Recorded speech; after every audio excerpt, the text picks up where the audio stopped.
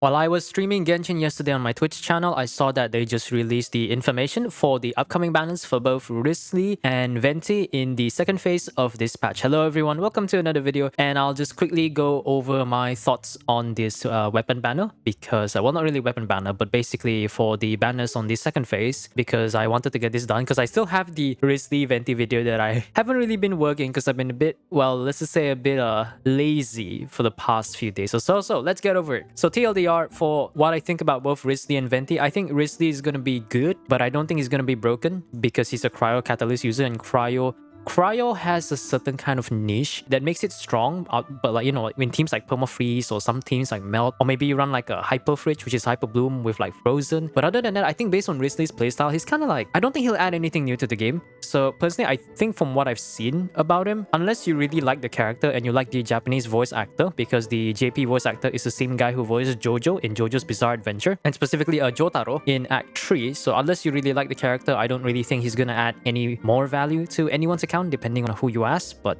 that's how I think about it. And Venti is really just the strongest grouper in the game. Like, you could use Kazuha, you could compare him to Sucrose, but Venti is in a league in its own that makes it difficult for you to really compare to Kazuha, especially in what he does best, which is mostly grouping trash mobs, crowd control, and any enemies that can be pulled in by his black hole.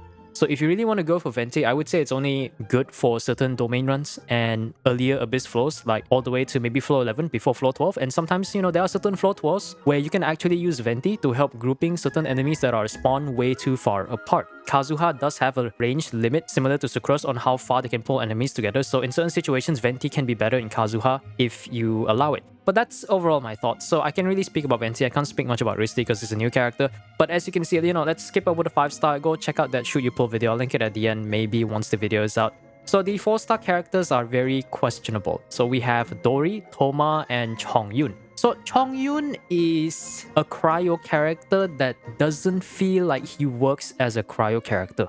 In fact, outside of running Chongyun for his cryo infusion from his elemental skill, say you want to run like, you know, videos of people running C6 Shenhe with Chongyun and running like cryo Zhongli, or maybe you just want to run some sort of cryo infusion version in like to make your Kea work or your Zarya, your cryo Rosaria work. Outside of that, his design is very counterintuitive to that of the cryo element, given that most of cryo's strongest teams are the likes of Permafreeze, right? And Permafreeze doesn't really work when you stop freezing them due to the fact that Chongyun is a Claymore character. Chongyun's design in its own already makes him go against what his element is supposed to be, because his best teams doesn't take too much advantage of his abilities. Like, you can't run him in Permafreeze, whether you run him as an on-field DPS or like a burst DPS for Permafreeze, because you're going to trigger Shatter and the enemies are going to start moving again, which is counterintuitive to the freeze team. And if you want to run in Melt, the only instance of damage that you get is probably from his Ascension 4, where the skill ends and there's a giant sword that'll hit the nearest enemies within the skill when it ends. And then we have like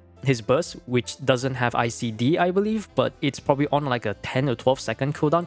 You know what, let me just pull this up. Like, I pulled up Chongyun just for this exact reason. So yeah, you can see my Chongyun's decently built. Yeah, 12 second cooldown. So which means you can only really do actual damage every 12 seconds. And it's like, it feels very counterintuitive. So as a cryo character, I think Chongyun has a very cool idea for just being cool. Quite literally, no pun intended. But outside of that, it's not really...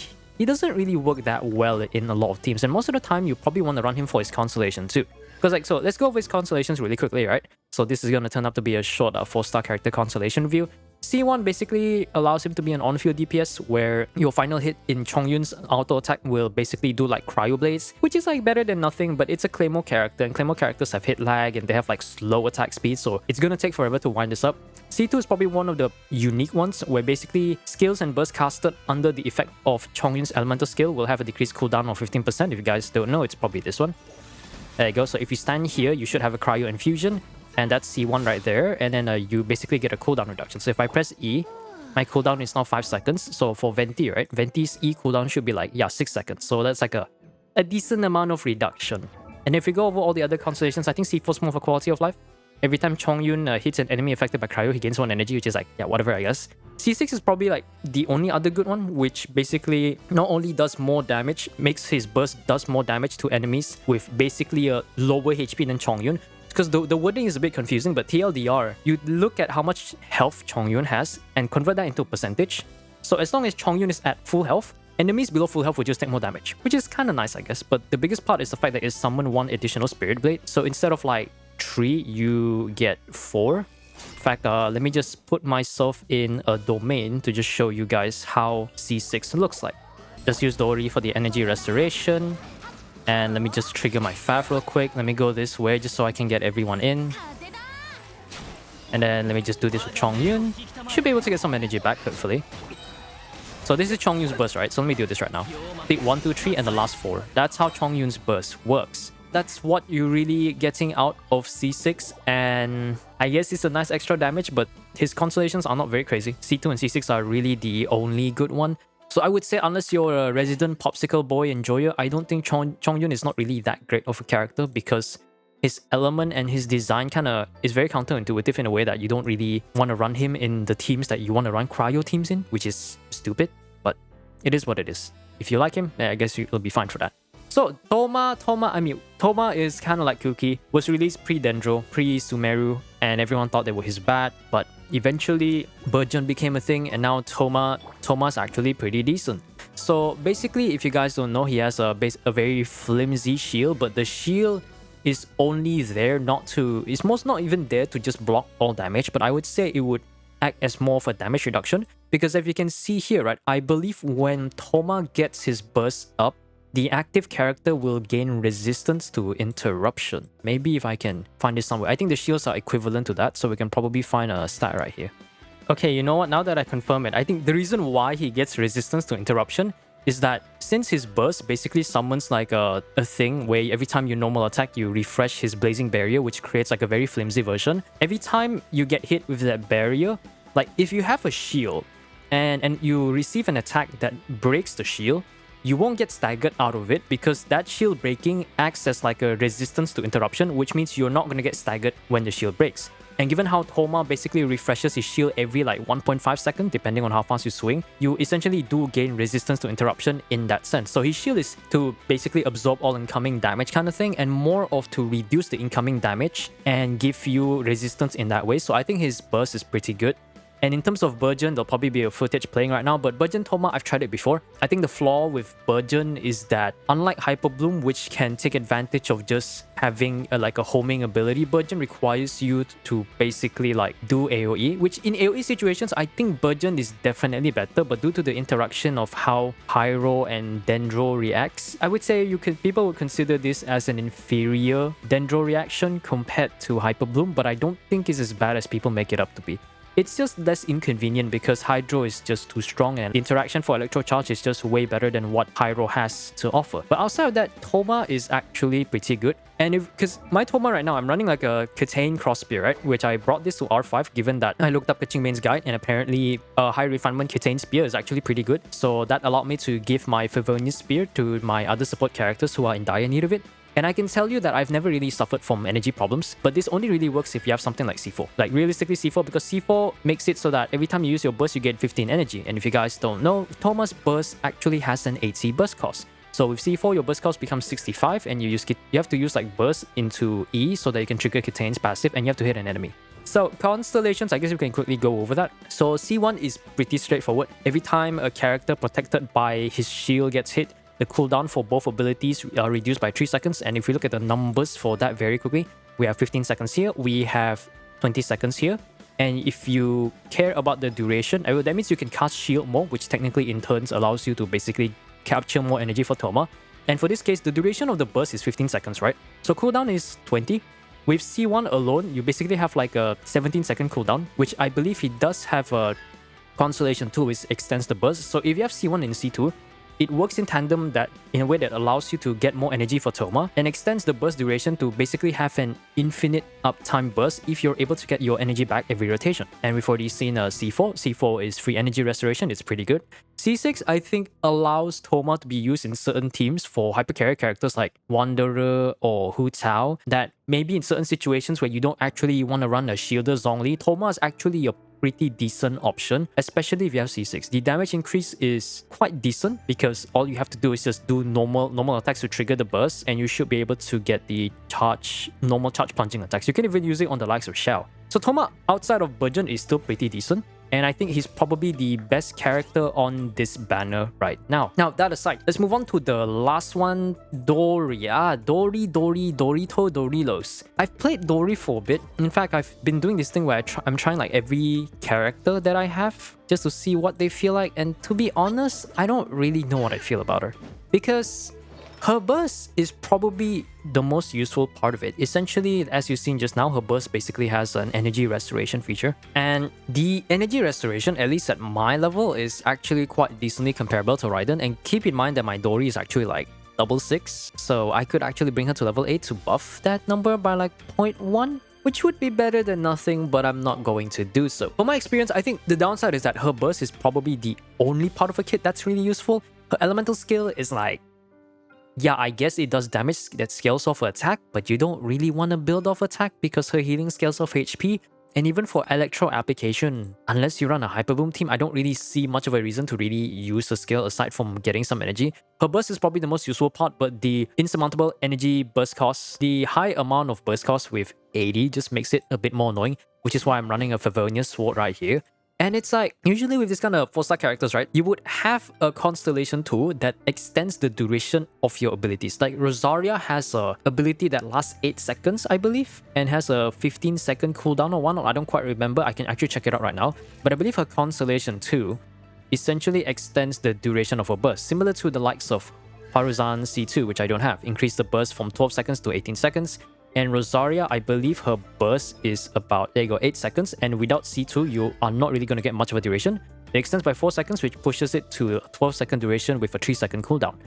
But Dori does not have that. None of her constellations really help her all that much. It's so like, I don't really know what Hoyo was trying when they designed Dori. And to be honest, outside of that, I honestly don't really know. I haven't even looked at her Ascension, but I'm pretty sure it doesn't really matter. Because, yeah, she probably gains some sort of energy restoration, which is fine. But I think what makes her inferior to Raiden is that Dori's burst only heals and restores energy to the active character, unlike Raiden, which restores energy to the entire team, well, given that she's an Archon. And the fact that her constellations, none of them really make sense. Like, sure, okay, one extra projectile from her skill, maybe more electro application, but you get like a cooldown, you have to deal with a cooldown, which is annoying. Then C2 is like, I guess, extra electro application. I think that was probably what they were trying to go for. C4 is probably the only good one. When your active characters HP like goes below 50%, they gain healing bonus. If their energy is less than 50, they gain a bit more ER, which is good because these two abilities can work in tandem with each other and they don't really need to go against each other. Like something like C0 Bennett would be based on a HP condition. This one is just based on 2 different conditions, so it works just fine. And I think Dori C6 is probably the most underwhelming one. The fact that she gains an electro infusion which can heal, like kind of like Chi-Chi on field, but it only lasts for 3 seconds, just makes it all the more confusing. So everything about Dori is just doesn't really work. You can make her work in a Hyper Bloom team, but I could also say I could run any other Electro character and run them with a full gilded triple EM build and call that a Hyper Bloom build, and that'll work just fine. Dori just doesn't make sense. Just like Chongyun, while Chongyun has a counterintuitive kit, Dori, I don't know what Dori is supposed to do. You can run her in Hyper Bloom, but any Electro character can be run in Hyper Bloom to their own degree of effectiveness, so we're not even gonna go over that. So the new weapons, right? So we have Mr. Wriothesley's robot drone weapon, we have Elegy for the end, and I think we do have a few new weapons. I think that's the new series, the Prospector's drill, we have Favonius Sword, we have the, I think it's a range gauge, I think? The range gauge, the range gauge bow, the Prospector's drill, Favonius Sword, Higher Perception, Rainslasher. So to this, I'm going to swap to the Chrome. I already have the page ready right now. So if we were to do this, you can see here, we do have the new catalyst right here, which is actually quite interesting. So the Cashflow Supervision has a very high base attack in exchange for a lower substat, which is a crit rate. It does gain an attack percent buff, which is better than nothing. So I guess you could use it as a stat stick. Now the passive is a Fontaine passive, similar to the Tome of Eternal Fleur from the Villette, where the current HP of the user like changes, you'll get a buff. So this time around we'll get a normal attack buff and a charge attack buff, which is actually pretty decent. It's definitely made for someone like Wriothesley. And if you get 3 stacks, you also get an attack speed buff. So this is actually a good weapon for Wanderer if you're able to trigger the passive, but we'll have to wait until 4.2 because Furina's going to be coming out, and maybe, you know, Furina's a Fontaine character. Very likely she's going to do some sort of like HP manipulation capability like every other Fontaine character would. So if you want to pull for this now and you have enough pulls to guarantee the Hydro Archon herself, then this might be a good investment for someone like Wanderer. And in terms of other characters, well, I guess this is actually more of a Wriothesley weapon and a Wanderer weapon, but other than that, I don't really see much of a reason to pull it. There are also a bunch of the new new weapons, but I guess let's go over Elegy real quick. So Elegy for the N is essentially a very good buffing ability. In fact, I can just open up a simple... Let me go open up the Genshin wiki. So Elegy for the N has a very high base attack. I'm going to zoom this in for you guys. Has a high base attack, a very high ER substat, and the abilities you gain EM buff for the user. And after you gain 4 sigils, which I believe, yeah, your skill and burst just have to hit an opponent. You can trigger this off field, so you don't have to stay on field. You'll trigger the freaking 4-piece, the 4 effect buff, which increases EM and attack percent of the entire team for like, I think it's about 12 seconds, so you have an 8 seconds cooldown. So Elegy is a very good support weapon. Whether you run it on the best in-slot man himself, the man of the hour, Venti, just to buff your entire team EM and attack percent, or you could run it on characters like Support Amber, or you could run it on like, I believe, Sarah. I've seen videos where people would do that, and unfortunately, as much as I would love to have Elegy to get the big damage, especially for Sarah, because Sarah's burst is actually very, very expensive. Now, let me see if I can find her. So Sarah's burst, I believe, has an 80 burst cost. Currently, I think I'm running 80 burst cost, there you go. And I'm running a sack bow just so I can get more energy particles and get a bit of that high base attack with the ER substat. But Elegy for the end would be really good if you were to say run a hyper carry Raiden when you have a C6 Sarah which buffs like electro crit damage, because, you know, more damage. You gain 20% attack, you gain elemental mastery. If you were to let Kazuha swirl pyro instead, when you run like a Kazuha Bennett Sarah, you can probably buff Raiden's reaction and maybe buff like some of Kazuha's reaction damage too, which is pretty decent. And other characters, like I mentioned just now, if you do have a C6 Amber with that actually buffs a movement speed and attack percent, and maybe you run a 4 Instructor to buff 120 elemental mastery. If you guys don't know, 4 Instructor is probably the only usable and probably one of the best 4-star artifacts right now, where essentially if the user triggers a reaction, the entire team gains 120 EM buff, which is really, really good. In fact, I just have like one full 4-piece set on my Bennett currently. If you run a 4 Instructor Amber, you run Elegy for the end, and you have C6 Amber, you can run Amber as a very good pyro applicator. Pair him up with someone like Kazuha to trigger the VV effect on pyro and use all that buffs to buff your active character. Maybe you run it with someone like Diluc, then the buffing capabilities will just go skyrocket off the roof. But other than that, Elegy is a pretty decent weapon if you have any of the supports and you intend to run supports as such. So for the other weapons, we're gonna have to... Let me go over the weapons that we already know. So Favonius Sword is good. There's a lot of sword characters. In fact, if I were to go over all my swords right now, I wish I had more Favonius Swords. Like I have what, an R2 here, an R1 here, and I think I have a few R1s somewhere at the bottom. Yeah, we have 2 more R1s on my Layla and my Lynette. And I wish I had more Favonius Swords to just have spare and just increase my overall refinement. Because Fav broken. Trigger crit. It has a chance to generate energy. Your entire team gets energy. The weapon itself has low base attack but very high ER, which for supports you generally don't care too much about base attack. You usually want to get their burst back, which is the most important part. So that's that. The next one, I believe, is the Eye of Perception. The Eye of Perception is a meme weapon. It's probably the only weapon that basically allows you to run like a physical damage build, which... Why would you run a physical damage catalyst character? There's literally 0 catalyst characters in the game that can do physical, so it's just bad. And then the last one, Rainslasher. I think Rainslasher is interesting. I don't have Refinement 5 yet, but as you can see here, it gives you quite an insurmountable amount of EM, and it does increase damage for opponents affected by Hydro and Electro. So if you were to put this on a Beidou and you run like an Electro Charge Taser team, I think it would be pretty decent. But the only use case scenario I've seen this weapon being used in is in the likes of Burgeon Deya or Burgeon Diluc, or just slap this on a Razor if you're running like the Thundering Fury Razor team, which involves C6 Bennett to trigger Burgeon and overloaded reactions. But we do have other better options, especially if you are an event gamer. Then you probably know this weapon, the Melt Flower. High base attack, elemental mastery is less, but then you consider if you have Refinement 5, you basically gain more elemental mastery, which stacks up to 206, I think, if my math is correct. Yeah, 206. So if you have the Melt Flower, you don't really need the Rainslasher, but if you don't have the Rainslasher and you would like to run like a Burgeon Deya or a Burgeon Diluc, I think it'll be pretty decent, but otherwise it's not really that great. And as for the other weapons, the Prospector's Drill, the 2 new weapon series that we've been introduced in this patch, we have the Prospector's Drill and the Range Gauge. Let me go over to my Chrome so we can see this very quickly. So the Range Gauge is the bow of this Fontaine 4-star gacha series. It's the same passive, I think, with the rest, where if the wielder gets heal or heal others, you basically gain a symbol.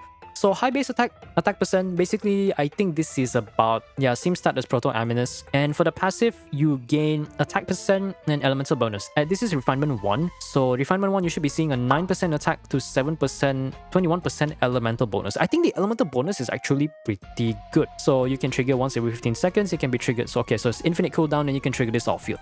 So in terms of options, I'm trying to think who else.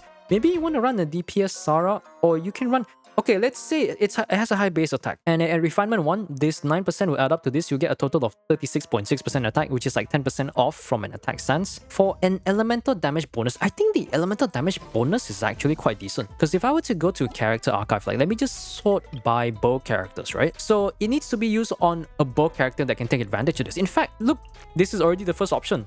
Mr. Magician himself, Linny, can actually take advantage of that, because as long as you basically heal yourself whenever you trigger the elemental skill, you should be able to kind of build up the stacks, although I think it'll be tricky because his skill cooldown is not really that fast, so it'll be quite decent. Other characters, I guess if we consider... So we need to consider a team where you will actually heal, right? Collei... Yeah, if you run DPS, Collei. But to be honest, I think it depends on what team you run. If you were to consider the weapon overall, it would be a decent DPS weapon if you're able to find a way to get yourself healed up. Like maybe you're running a Ganyu Burn Melt team with Bennett and you can intentionally take damage, so that would be pretty decent. So yeah, but you need to use your elemental skill and elemental burst damage. I think it's a decent weapon, but I can't think of a use case scenario depending on like what kind of team you can run, because you do need some sort of healer, right? Or the person needs to heal someone else. So it might be decent, might be not. We'll have to see in the future. So we have the Prospector's Drill, the polearm. The passive I think is the exact same thing. Yeah, the stats are exactly the same. And in terms of polearm characters, if I were to go do this. So polearm characters, we have who would really want this? You will gain elemental damage bonus and attack percent, and I guess Sinome would be decent because he can actually take advantage of that. Other characters, definitely not Hu Tao. Rosaria has to be healed somehow, and very likely if you're running Rosaria, I don't see a situation where you'll probably lose health, but we'll have to wait until the next patch. Raiden, you just no. It's much better to run an ER weapon.